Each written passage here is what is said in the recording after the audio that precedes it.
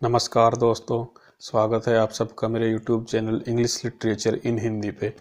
तो दोस्तों आज हम बात करेंगे एक पोएम जिसका नाम है सीता, जो लिखी गई थी तोरू दत्त के द्वारा। तो दोस्तों जैसा कि इस पोएम का टाइटल है सीता, तो ये सीता, हाँ ये वही सीता हैं जिनकी जो रामायण में थी, श्री राम भगवान की जो वाइफ थी, उन्हीं के बारे में है ये। उसके साथ साथ ये सीता के बारे में होने के साथ साथ ये थोड़ी सी ऑटोबायोग्राफिकल भी है। ये तोरू दत्त के बारे में भी है और उनके भाई बहन और उनकी मदर के बारे में भी है। तो जो सीता का दुख दर्द था, उनके थ्रू उन्होंने अपना भी एक दुख दर्द इस पोएम में बयान किया है। क्योंकि जब उन्होंने ये पोएम लिखी थी तो उनके जो बड़ा भाई और बहन थी, उनकी मौत हो चुकी थी और उनकी मदर की भी मौत हो चुकी थी।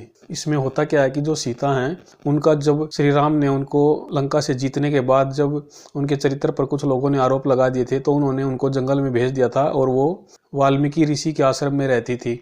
तो जब वो आश्रम में रहती थी तो वो प्रेग्नेंट थी और जो लव और कुछ थे उनका वहाँ पर जंगल में ही जन्म हुआ था।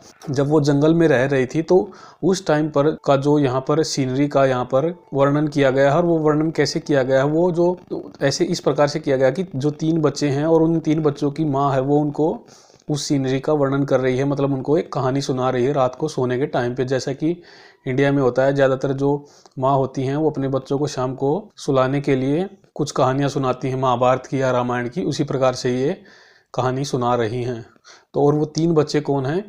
वो 3 बच्चे हैं, एक तो ये तोरू दत्त, एक उनका जो भाई था और उनकी बहन थी अरु और अब्जू। अपनी, जैसा कि मैंने आपको शुरू में बताया था कि ये ऑटोबायोग्राफिकल है, तो वो इसी प्रकार से ऑटोबायोग्राफिकल है। तो स्टार्ट करते हैं इसकी समरी। तो पहली लाइन है कि 3 happy children in A darken room, what do they gauge on with wide open eyes. तो ये 3 चिल्ड्रन, वो मतलब यहाँ पर जो उनकी माँ है उनको कहानी सुना रही है और वो एक अंधेरे से कमरे में बैठे हुए हैं और उनकी आंखें खुली हुई है। तक मतलब आंखें खुली हुई मतलब यहाँ पर ये है कि वो ध्यान से, अब उनकी माँ जो कहानी सुनाएगी वो उसको ध्यान से सुनेंगे।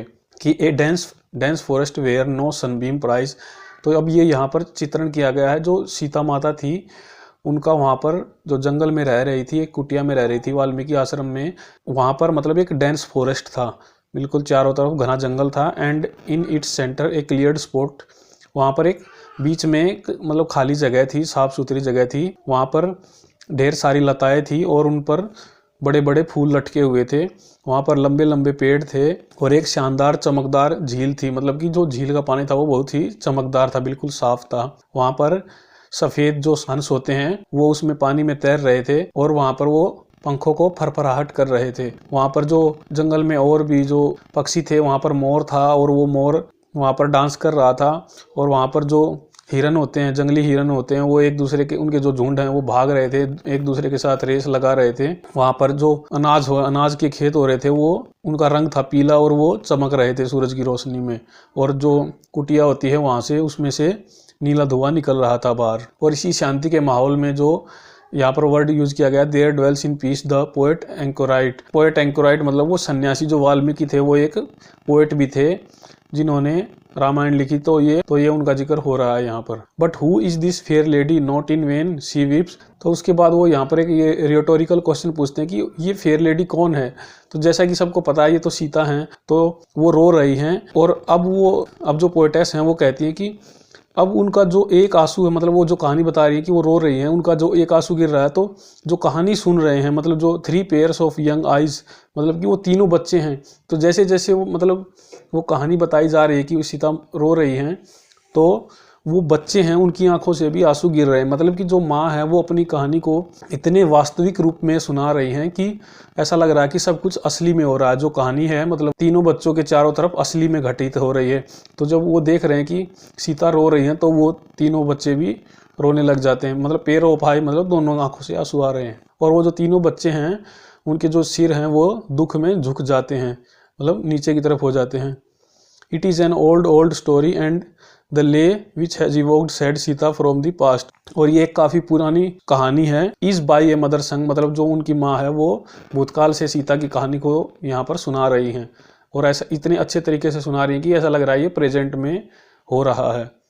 दिस हस्ड एट लास्ट, मतलब और उसके बाद एकदम से शांति छा जाती है। उनकी कहानी खत्म होने के बाद वहाँ पर शांति छा जाती है। And melt the picture from there sides away.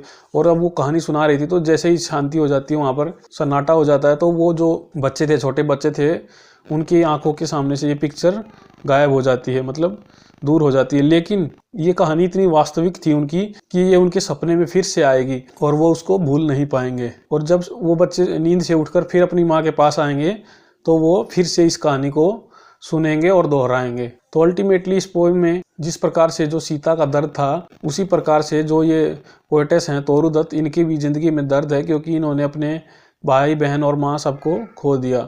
तो सीता के दर्द के थ्रू इन्होंने अपने दर्द को भी बयान किया है। तो ये थी इस पोएम की समरी। अगर आपको अच्छी लगे तो लाइक कर देना। ओके दोस्तों, बाय।